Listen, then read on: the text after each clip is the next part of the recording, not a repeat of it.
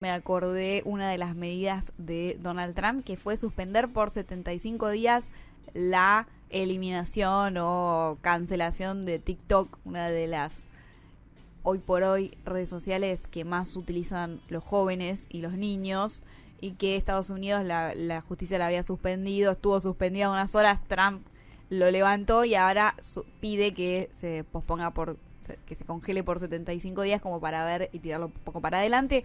Después vamos a repasar bien las medidas, las primeras medidas que contábamos que Donald Trump estuvo firmando, porque entre que fue la Asunción y la gala, ahí le estuvo dando al taca, ahí la muñeca, firma que te firma. En las narices de Biden, ahí sí, nomás. Que le dijo como que parecía que Estados Unidos era un desastre. Sí. Todo lo que dijo parecía que Estados Unidos está bajando la inflación y está subiendo el empleo también.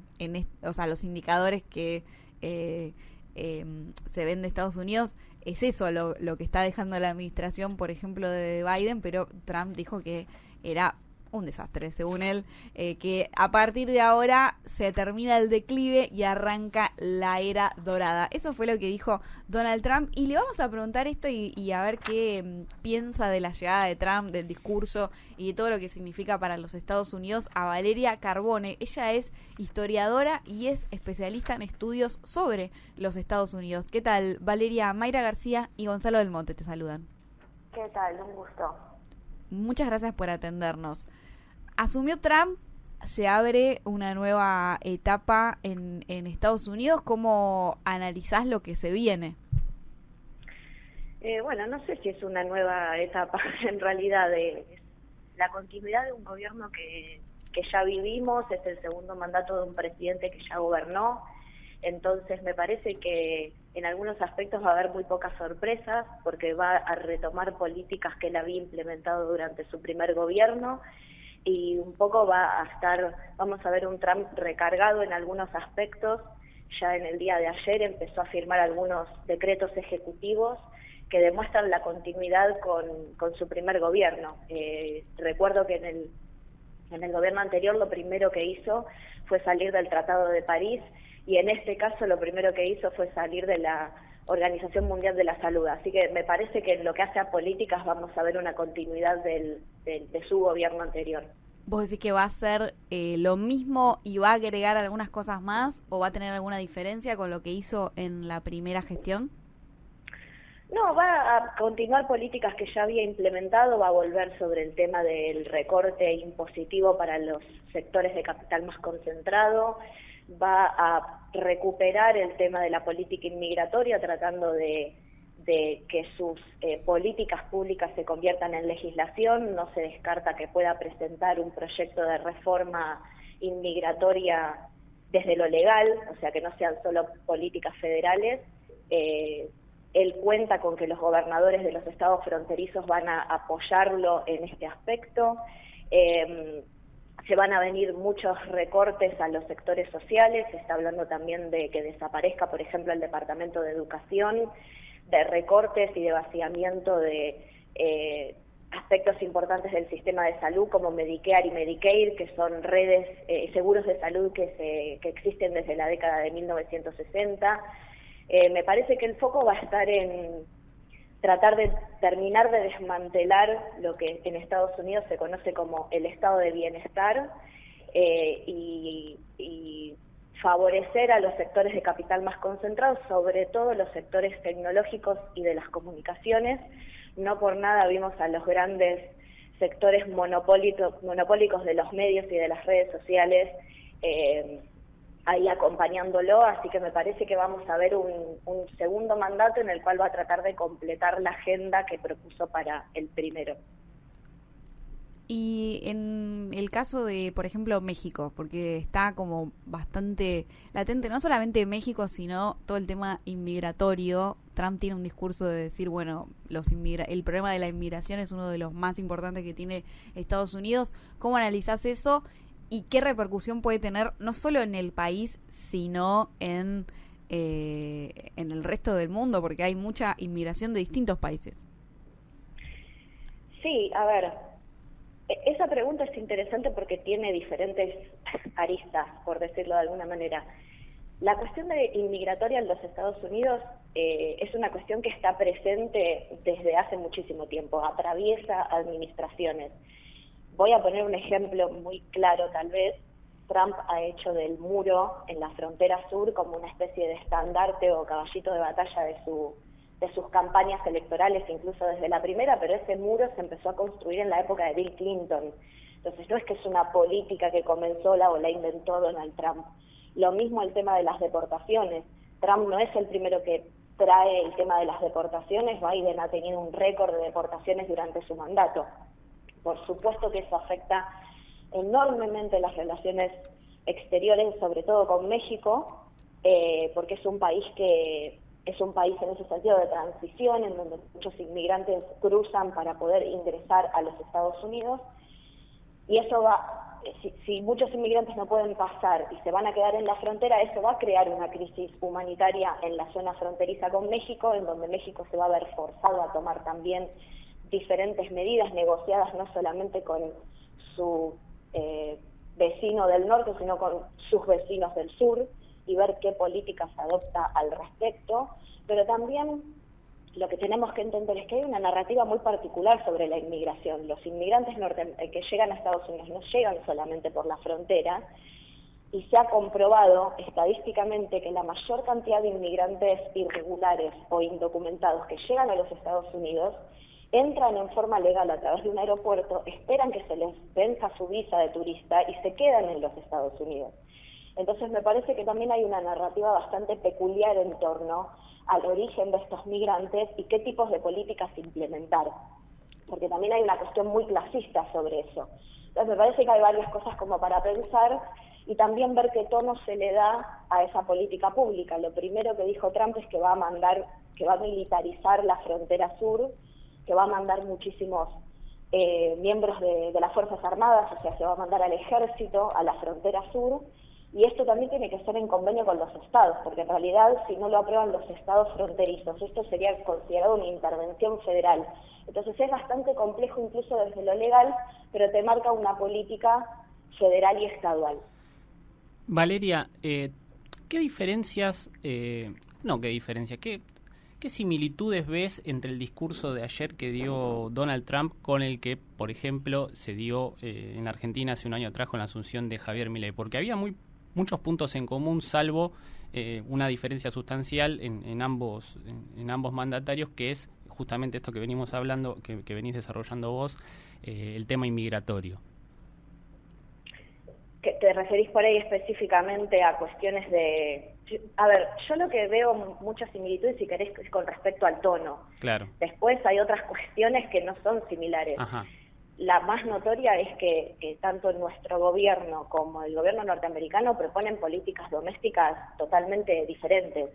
Trump es un proteccionista y nuestro gobierno no lo es. Entonces, me parece que de ahí en adelante hay que distinguir entre lo que se dice retóricamente y las políticas que se implementan, y también buscar en dónde nosotros vemos ciertas similitudes. Trump está muy lejos de ser un político que adopte ideas libertarias. Nos podemos sentar a discutir largo y tendido qué entienden cada uno por libertad, y eso es un debate que nos debemos muchísimo, qué quiere decir cada uno con democracia, qué quiere decir cada uno con libertad. Pero Trump no es un político libertario, es un político que propone políticas proteccionistas, tanto desde cómo entiende la seguridad nacional a cómo se entiende la economía. Ambos adoptan el pasado como retórico, ¿no? Trump dice, va a volver la era dorada, arranca la era dorada de Estados Unidos otra vez, como evocando al siglo XX, y Milei también dice, bueno, vamos a volver, y evoca a la Argentina de Roca. ¿Ahí también hay un discurso similar? Sí y no. Me parece que muchos políticos en sus campañas evocan tiempos pasados a los que quieren volver, que cada uno considera una época dorada. Eso lo podemos ver, es una forma de reivindicar ciertas políticas como parte del pasado de un país, es así como se construye la idea de nación también. Lo que nosotros proponemos, los investigadores que nos dedicamos a observar, por ejemplo, perdón, los Estados Unidos, es preguntarnos a qué se refieren con época dorada y quién se beneficiaba de esas políticas. Claro. Lo mismo te podría llegar a decir en el caso de hablar de la época de Roca y de quiénes tenían concentrado el poder político y qué pasaba, por ejemplo, con los sectores trabajadores. Es una pregunta que nos podemos hacer. En el caso de Trump, que es por ahí un caso que conozco más, lo que yo te puedo decir es que, esto lo hablábamos ayer con una serie de analistas políticos, en América Latina en las últimas décadas se ha hablado mucho de, tal vez ustedes lo habrán escuchado, de la decadencia de Estados Unidos, de crisis de hegemonía, de crisis del imperialismo.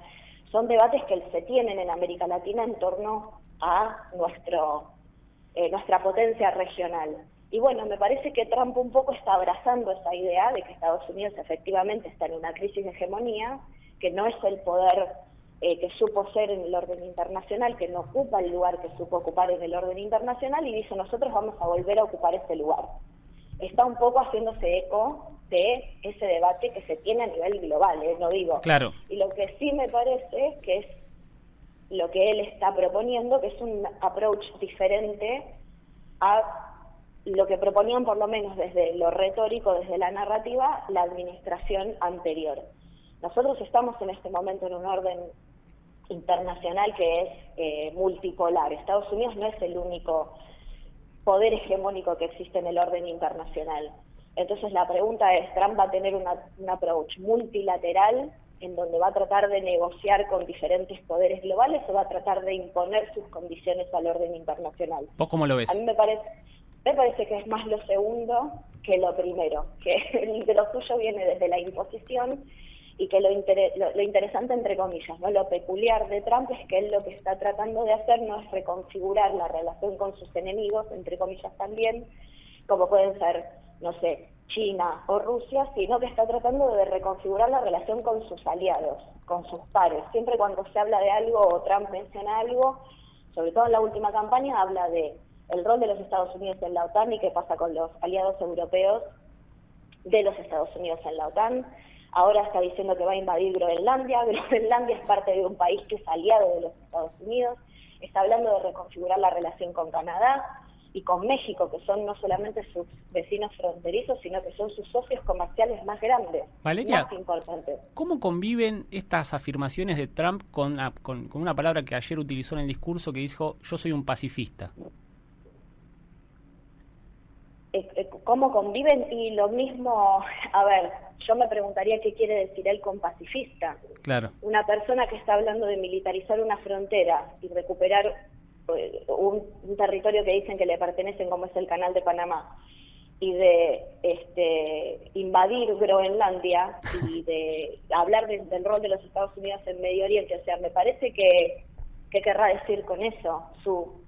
Él puede decir que es un pacifista, pero todo lo que declara después no lo es necesariamente. Por eso mismo. O me pregunto cómo recuperará ciertas cosas que él dice le pertenecen a Estados Unidos si no es por la fuerza. Es la pregunta que me hago. Después habrá que ver. Bien, ¿y cómo ves vos decías lo de Groenlandia, también quiere recuperar el Canal de Panamá y interferir o por lo menos estar presente en algunos lugares, pero por otro lado, bueno, se retiró del Acuerdo de París, se retiró también de la Organización Mundial de la Salud, entendiendo que eso no es lo central. ¿Eso le importa a los ciudadanos de Estados Unidos o están de acuerdo con lo que va a hacer Trump, con lo que ya está haciendo?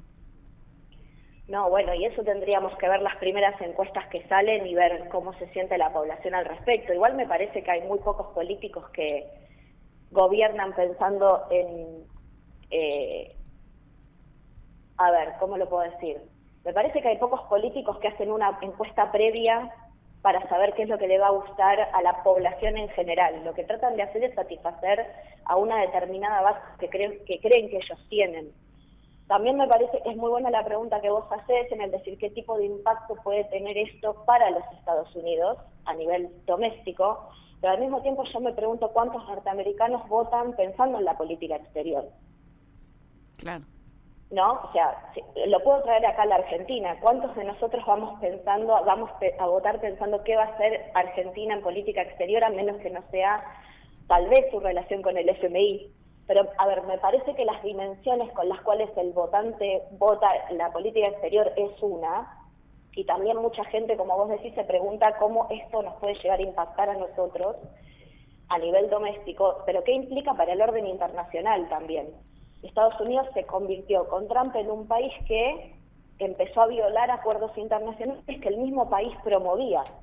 Entonces me parece que eso también es un mensaje para sus aliados o sus enemigos. O sea, yo voy a firmar un tratado hoy y dentro de 4 años no sé si ese tratado va a existir. Claro. Esa es la situación que creó Donald Trump en este momento, porque la administración que venga puede ser una administración de un signo político distinto y volver, como le pasó a Biden, que Trump había salido del Acuerdo de París y Biden lo primero que hizo fue entrar al Acuerdo de París. Entonces me parece que eso crea, honestamente, conflictos en el orden internacional, pero también termina deslegitimando los organismos internacionales. Y me parece que hay cuestiones que tienen que ver más con eso que con si esto beneficia o perjudica a la población norteamericana. Bien, Valeria, te agradecemos mucho por la comunicación. No, a ustedes. Estábamos hablando con Valeria Carbone, historiadora y especialista en estudios sobre Estados Unidos.